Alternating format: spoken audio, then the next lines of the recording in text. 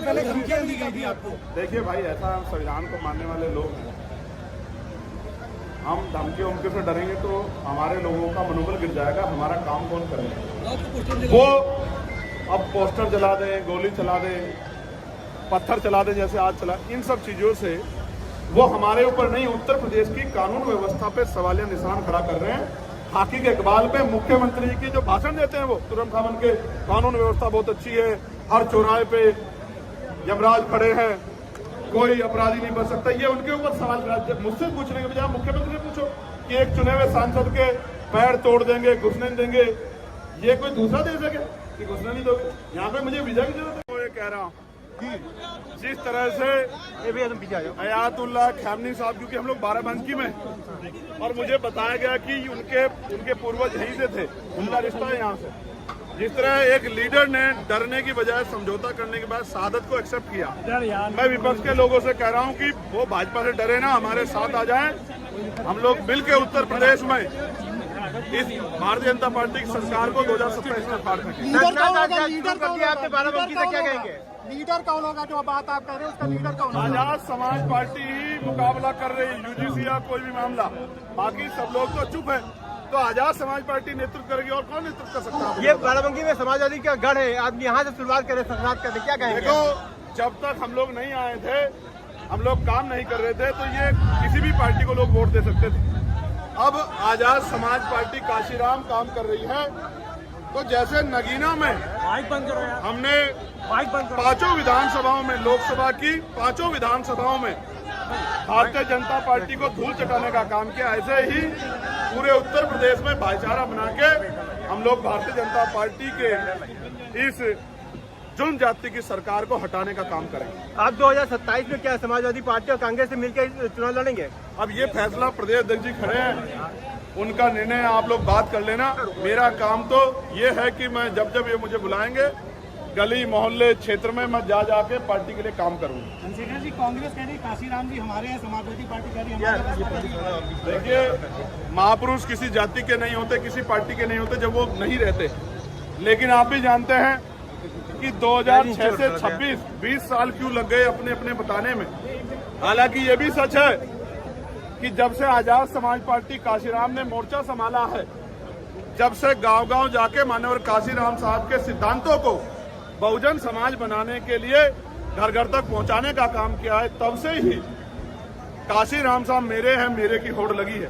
चाहे मजबूरी समझिए, जरूरत, वरना आप समझिए कि उनके नाम पे बने मेडिकल कॉलेज का नाम बदल दिया गया, उनके नाम पे बने जिले का नाम बदल दिया गया, उनके नाम पे बने अरबी फारसी विश्वविद्यालय का नाम बदल दिया गया, उनके जयंती के अवसर पे जो छुट्टी थी उसको कैंसिल कर दिया गया, और उनके संगठन बामसेब को तोड़ दिया गया।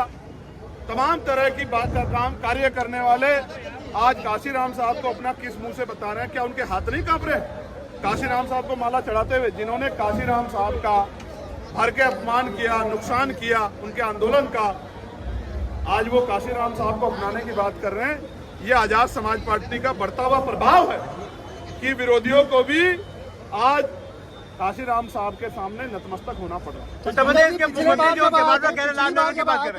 एक नारा लगा था कि MIM के साथ आप गठबंधन कर लें, उस पर क्या विचार है? मैं फिर कह रहा हूं, प्रदेश का नेतृत्व जो फैसला लेगा, मैंने इनसे आग्रह किया कि भारतीय जनता पार्टी को छोड़ के, क्योंकि वैचारिक विरोध है, जो भी आप फैसला लोगे हम आपके नेतृत्व में उत्तर प्रदेश में काम करेंगे। और मैं आपको विश्वास से कह रहा हूँ, अभी तक कोई पार्टी चुनावी मोड में नहीं है।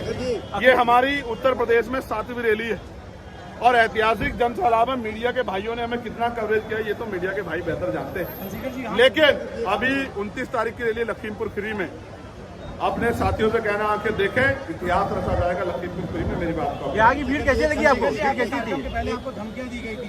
ये भीड़ नहीं है, मेरा परिवार आशीर्वाद लेने आया, पैसे लेके आया, गर्मी में खड़ा है, इनका कर्ज मैं उसको उतारूंगा। चंद्रशेखर जी, कार्यक्रम से पहले धमकियां दी गई थी आपको। देखिए भाई, ऐसा संविधान को मानने वाले लोग हैं, हम धमकी उमकी से डरेंगे तो हमारे लोगों का मनोबल गिर जाएगा। हमारा काम कौन करेगा? वो अब पोस्टर जला दें, गोली चला दें, पत्थर चला दें जैसे आज चला, इन सब चीज़ों से वो हमारे ऊपर नहीं, उत्तर प्रदेश की कानून व्यवस्था पे सवालिया निशान खड़ा कर रहे हैं। खाकी के इकबाल पे मुख्यमंत्री की जो भाषण देते हैं वो तुरंत खामन के कानून व्यवस्था बहुत अच्छी है, हर चौराहे पे यमराज खड़े हैं, कोई अपराधी नहीं बच सकता, ये उनके ऊपर सवाल करा। मुझसे पूछने के बजाय मुख्यमंत्री से पूछो कि एक चुने हुए सांसद के पैर तोड़ देंगे, घुसने नहीं देंगे, ये कोई दूसरा देश है क्या कि घुसने नहीं दोगे? यहाँ पे मुझे वीजा की जरूरत है? यूपीएसआई परीक्षा में पंडित शब्द पर बड़ा विवाद मचा हुआ है, भाजपा के ब्राह्मण। आप मुझे बताओ, ये पेपर का जो निरीक्षण, ये जो निगरानी है सरकार के नेतृत्व में हो रहा है नहीं हो रहा बताओ? तो जानबूझ के सरकार मुख्यमंत्री अपमानित करने का काम करे तो आपको मुख्यमंत्री से पूछना चाहिए कि लगातार ऐसा काम क्यों कर रहे हैं। हालांकि मैं कहना चाहता हूँ, यहाँ तो बहुजन समाज के लोग सदियों से अपमानित होते आ रहे हैं, वो अपमान शायद अपमान नहीं दिखता, सवाल अपमान हो जाता है, लेकिन यहाँ तो बहुजन समाज के लोगों की बहन बेटियों के साथ उत्तर प्रदेश में जुल्म जाती हो रही, कोई पूछने वाला 9 साल से बीजेपी यहाँ पे लानर के बारे में क्या कहेंगे? जो लानर चल रहा है,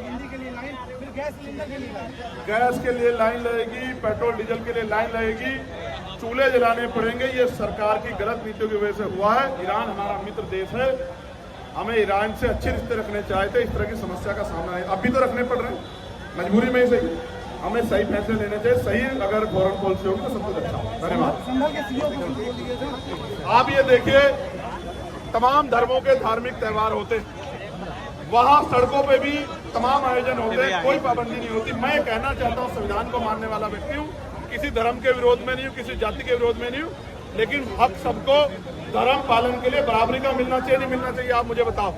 तो फिर ये मुसलमानों के साथ दोहरा व्यवहार क्यों? इसका जवाब उत्तर प्रदेश सरकार को देना चाहिए। अधिकारी भाजपा नेताओं की भाषा क्यों बोल रहे हैं, इसका जवाब उत्तर प्रदेश सरकार को देना चाहिए।